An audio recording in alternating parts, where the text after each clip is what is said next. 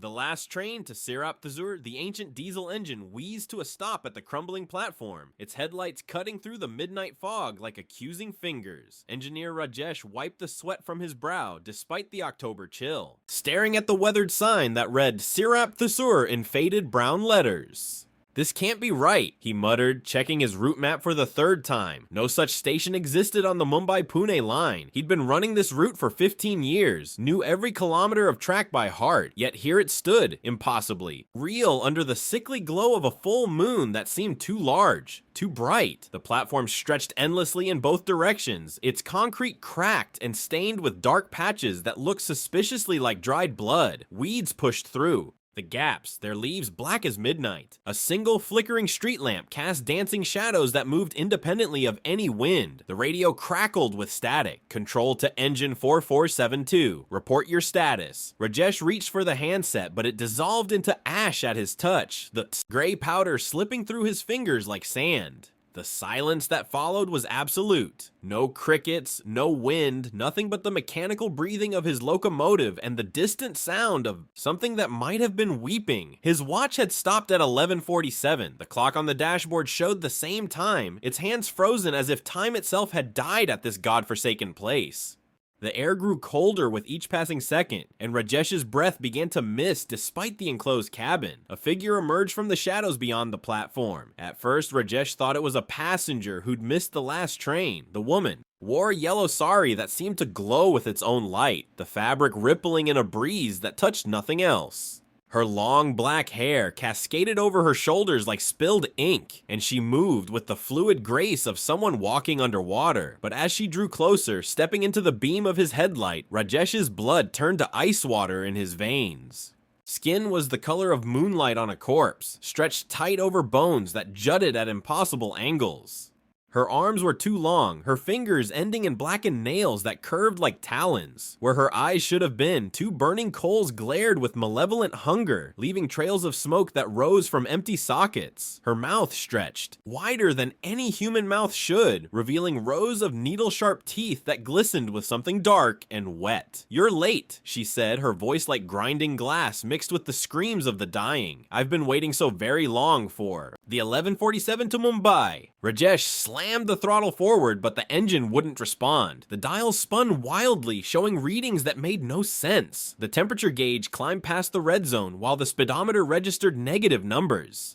The fuel gauge flickered between empty and full, as if reality itself couldn't decide what was real. The creature, for it was no woman, had never been human, glided toward the locomotive with liquid grace. Her bare feet never touched the ground, and wherever her shadow fell, the metal began to rust and decay. Paint peeled away in long strips, revealing corroded steel beneath that crumbled like ancient parchment. "Do you know what happened here?" she continued, her burning gaze fixed on Rajesh through the windshield. Cracks spread across the glass in spiraling patterns that resembled spider webs. "Every night for 73 years, I've waited for my train. Do you know why it never comes?" Rajesh's hands shook as he tried the radio again. Dead static filled the cabin, punctuated by what sounded like distant screaming. His mobile phone showed no signal, its screen flickering with symbols that hurt to look at, ancient characters that seemed to writhe and change when he wasn't looking directly at them. "Because it crashed," the ghost whispered, though she was still 20 feet away. Her voice came from inside his head now, burrowing into his thoughts like insects made of ice and despair. "Right here, where you're sitting, 73 years. Ego tonight." The platform began to change around them, reality bleeding away like water through a sieve. The modern concrete cracked and aged decades in seconds, revealing older stones beneath. Victorian-era gas lamps flickered to life along the platform's edge, casting dancing shadows that moved independently of their flames. The air grew thick, with the smell of coal smoke and something else, something rotten and sweet, like flowers left too long on a grave. "I was the last passenger to board that night," she said, floating closer with each word. "Meera Devi, returning home to my family in Mumbai after my sister's wedding. The bride was so beautiful, wearing the same yellow sari I died in, but the bridge. Oh, the bridge gave way just as we reached it." Rajesh could see it now, as if the ghost's memories were bleeding into his own mind. The iron bridge spanning a deep ravine, its supports weakened by weeks of monsoon rains. The moment when the locomotive's weight became too much, when steel beams snapped like matchsticks and sent the entire train plummeting into the darkness below. The twisted wreckage materialized in the ravine below the platform. Phantom flames. Still licking at the overturned cars, casting hellish light on scattered bones that gleamed white as pearls. The screams of the dying echoed through time. 27 voices joined in an eternal chorus of agony and despair. But you know what the worst part is? Meera's face was pressed against the glass now, her breath fogging it despite her lack of life. Where her exhaled air touched the window, frost formed in intricate patterns that looked like reaching hands. They never found all the bodies. Some of us, we're still riding that train, still trying to get home.